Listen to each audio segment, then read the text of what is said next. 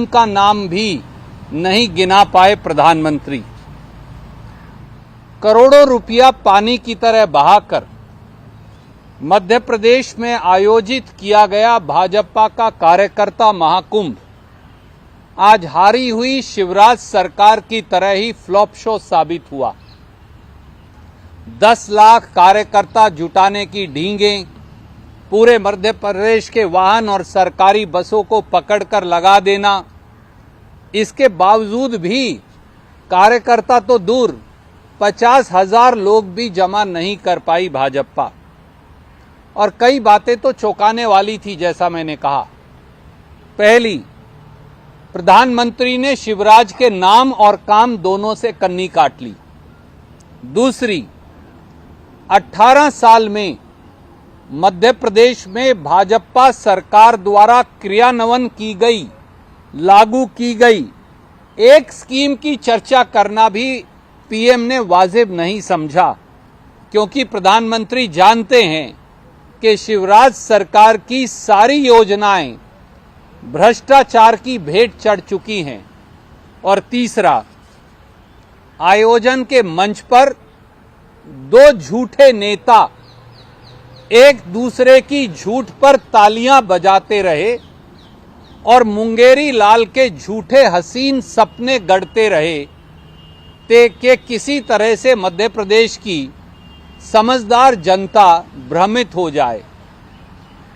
मध्य प्रदेश के 8.5 करोड़ लोग प्रधानमंत्री के भाषणों के झूठ और शिवराज सरकार की जनता से लूट का जवाब जानना चाहते हैं। और उसके 5 पहलू लेकर मैं आपके बीच में सिर्फ उपस्थित हूं। प्रधानमंत्री ने 18 साल के वोटरों की चर्चा की। पहली बार के युवा वोटरों ने 18 साल की भाजपा सरकार में क्या देखा? प्रधानमंत्री ने कहा कि पहली बार वोट दे रहे लोग, उन्होंने मध्य प्रदेश में तरक्की देखी है, पर सच क्या है? मध्य प्रदेश के युवाओं ने पिछले 18 से 20 साल में व्यापम घोटाले में 23 प्रकार की भर्ती परीक्षाओं में 1 करोड़ नौजवानों के भविष्य को बर्बाद होते देखा। लाखों युवाओं ने पटवारी भर्ती परीक्षा में 15-15 लाख का पेपर बिकते देखा। डीमैट और नर्सिंग कॉलेज घोटाले में 3 साल से जहां पेपर नहीं हुए, अपना भविष्य बर्बाद होते देखा। शिक्षा की बर्बादी का यह मंजर भी देखा कि 18 साल के बाद, भाजपा सरकार के शासन के 18 साल के बाद 26,000 सरकारी स्कूलों में मध्य प्रदेश में बिजली का कनेक्शन नहीं, 29,000 स्कूल पर ही ताला लगा दिया, बंद हो गए और 9 लाख विद्यार्थियों का एनरोलमेंट खत्म हो गया। 18 सालों में 19,000 बेरोजगारों और छात्राओं की आत्महत्या का मंजर देखा। मध्य प्रदेश में 18 से 23 साल के 70 लाख नौजवानों की बेरोजगारी देखी और मध्य प्रदेश में 18 सालों में सबसे बड़ा SC, ST, OBC छात्रवृत्ति घोटाला देखा। दूसरा पहलू, उज्ज्वला बहनों की बहुत चर्चा हुई। जो उज्ज्वला बहनों के घर में उन्हें चूल्हे के धुएं से अंधकार में भर दिया। प्रधानमंत्री उज्ज्वला बहनों की चर्चा तो करते हैं, पर ये भूल जाते हैं कि मध्य प्रदेश में 82 लाख उज्ज्वला बहनों में से 44 लाख उज्ज्वला बहनों ने पिछले साल मोदी और भाजपा निर्मित महंगाई के चलते 1 सिलेंडर भी नहीं भरवाया। 18 लाख उज्ज्वला बहनें इसके अतिरिक्त ऐसी हैं जिन्होंने महंगाई के चलते केवल 1 सिलेंडर भरवाया। यानी 82 में से 62 लाख उज्ज्वला बहनों के घरों में धुआं भर के आप उज्ज्वला बहनों की बात करते। आयुष्मान की बड़ी चर्चा हुई, प्रधानमंत्री ने उसकी तारीफ की। शायद सीएजी की रिपोर्ट भी पढ़ लेते, क्योंकि सीएजी की रिपोर्ट में प्रधानमंत्री जी मध्य प्रदेश में बताया गया कि कोविड के दौरान शिवराज सरकार ने मुर्दों तक का इलाज कर दिया। किसानों की आमदनी की चर्चा हुई, आमदनी नहीं हुई दुगना, दर्द हुआ 100 गुना। गेहूं की चर्चा हुई, काश अपने खुद के मध्य प्रदेश से आने वाले देश के कृषि मंत्री से ही बात कर लेते। Parliamentary standing committee on agriculture ने कहा कि मध्य प्रदेश देश के 4 राज्यों में से एक है जहां 2015-16 के मुकाबले किसान की आय कम हो गई और मध्य प्रदेश में अब किसान की आय 23 रुपया प्रतिदिन है। ये हम नहीं कह रहे, ये उनकी सरकार कह रही है। एक तरफ करोड़ों का आयोजन हो रहा था, दूसरी तरफ हजारों किसान अपने कपड़े उतारकर अर्धनग्न प्रदर्शन निमाड़ के अंदर कर रहे हैं क्योंकि मुआवजा नहीं मिल रहा, फसल नष्ट हो गई। 18 साल में मध्य प्रदेश में 20,000 किसानों ने आत्महत्या कर ली। सीएजी रिपोर्ट ने बताया कि किसानों के मुआवजे को नोएडा के बैंक खातों में जमा करवा घालमेल कर दिया। और 5वां पहलू है आदिवासियों पर अत्याचार, दलितों से नहीं दरकार और ओबीसी हकों का बंटाधार। ऐसी रही शिवराज सरकार। आदिवासी और दलित अत्याचार में मध्य प्रदेश देश में पहले पायदान पर है। भाजपा नेता दिन दहाड़े दलित आदिवासियों पर पेशाब करते हैं या फिर जो 2 दिन पहले हुआ, बीच चौराहे उनको फर्श पर लिटाकर उनके सर पर चप्पलें मारते। 3,22,000 आदिवासी पट्टे निरस्त हो गए।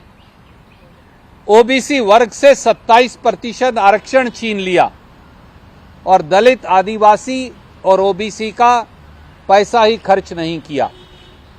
आज उम्मीद थी कि प्रधानमंत्री महाकाल में जो आकंठ भ्रष्टाचार हुआ है शिवराज सरकार द्वारा, उस पाप की माफी अवश्य मांगेंगे और प्रायश्चित का प्रण लेंगे। पर प्रधानमंत्री का कार्यक्रम केवल जुमलों का महाकुंभ बनकर रह गया। कोई सवाल आप पूछना चाहें तो स्वागत है। प्रधानमंत्री ने कहा कि कांग्रेस जो है पार्टी वो ठेके पर चली गई है और अर्बन नक्सल में उनका ठेका ले लिया है, ये पार्टी अब खत्म हो गई। पूरे मध्य प्रदेश के भविष्य को ही शिवराज सरकार ने ठेकेदारों की से मिलकर भ्रष्टाचार की बलि चढ़ा दिया। काश प्रधानमंत्री महाकाल के ठेके की बात भी कर लेते, जहां मूर्तियां हवा में गिर रही हैं। जिन्होंने भगवान को नहीं बख्शा वो किसको बख्शेंगे? प्रधानमंत्री शायद इशारा शिवराज सरकार की तरफ कर रहे थे और गलती से बात कांग्रेस की कर रहे थे। रणदीप जी, प्रधानमंत्री ने ये भी कहा कि कांग्रेस जो है जंग लगा हुआ लोहा है, आपको काम करना सनातन धर्म खत्म करने। लोहा कांग्रेस का लोहा इतना मजबूत है कि कुछ बात है कि हस्ती मिटती नहीं हमारी, सदियों रहा है दुश्मन दौरे जमा हमारा। प्रधानमंत्री जी, कांग्रेस का जो लोहा है उसने इस देश को मजबूत किया है, इस देश को बनाया है, इस देश की संरचना की है। हमें चीन से लोहा लाकर मूर्तियां बनाने की जरूरत नहीं पड़ती। कांग्रेस ने कुर्बानी के लोहे से इस देश को सींचा है, सींचा था और सींचती रहेगी। आपने आदिवासियों की बात करी, प्रधानमंत्री ने अपने भाषण में ये भी जिक्र किया कि कांग्रेस जो है, अगर एक आदिवासी महिला को राष्ट्रपति बनाया गया वो भी कांग्रेस को नागवार गुजरा, कांग्रेस ने उसका इस बात का भी विरोध किया, उसका भी जो है उसका भी सम्मान नहीं किया। काश प्रधानमंत्री जी ये बताते कि 68% के साथ आदिवासी अत्याचार में मध्य प्रदेश पहले पायदान पर क्यों है। काश प्रधानमंत्री ये बता पाते कि 3,22,000 आदिवासियों के पट्टे मध्य प्रदेश में क्यों खारिज हो गए। काश प्रधानमंत्री माफी मांगते कि उनके नेता आदिवासियों पर दिन दहाड़े पेशाब करते हैं और जो 2 से 3 दिन पहले हुआ के सर पर उनको चप्पलों से पीटते हैं, क्या ये आदिवासी और दलित सम्मान है भाजपा का? इस पर कम से कम माफी मांगकर प्रायश्चित ही कर लेते, ऐसी उम्मीद तो थी। सर, महिला आरक्षण बिल पर प्रधानमंत्री ने कहा कि मजबूरी में आकर वो खट्टे मन से इंडिया अलायंस ने महिला आरक्षण बिल का समर्थन किया। मैंने मध्य प्रदेश में भी ये कहा था, महिला आरक्षण बिल है क्या?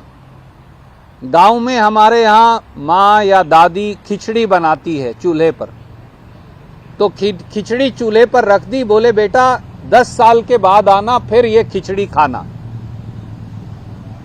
जैसा श्री राहुल गांधी जी ने कहा, ओबीसी वर्ग को, पिछड़े वर्गों को आरक्षण क्यों नहीं? महिलाओं को, पिछड़े वर्गों की महिलाओं का क्या कसूर है? यह आरक्षण आज से लागू क्यों नहीं हो सकता? इसके लिए आप कह रहे हैं पहले सेंसस करेंगे। 2021 में सेंसस होना था, आपने किया नहीं। अब चुनाव आ जाएगा, 24 में आप करेंगे नहीं। 26 में 91 संशोधन जो बिल है, कॉन्स्टिट्यूशन बिल, उसकी तारीख आएगी, तो आप 26 के बाद करेंगे। कब सेंसस होगा? कब डिलिमिटेशन कमीशन बनेगा? कब डिलिमिटेशन होगा?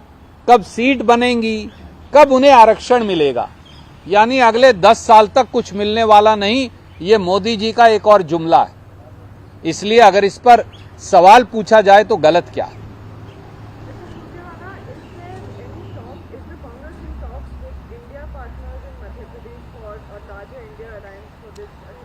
आई थिंक हमने ये पहले से ही कहा है कि मध्य प्रदेश में कांग्रेस अपने बलबूते पर चुनाव लड़ने में सक्षम है और हम अपने बलबूते पर ही चुनाव लड़ेंगे।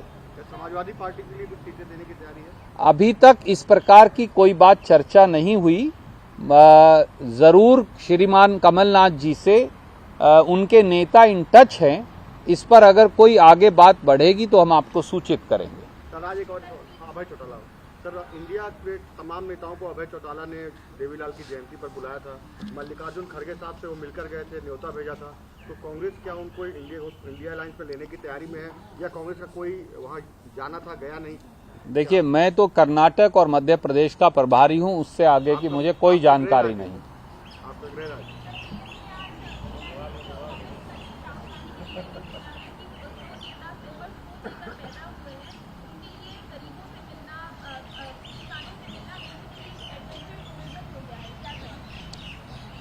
दुर्भाग्य से इस देश के भिन्न भिन्न समाज और पेशों में काम करने वाले लोगों का दर्द अब भारतीय जनता पार्टी के नेतागण ना समझते हैं, ना आत्मसात कर सकते हैं।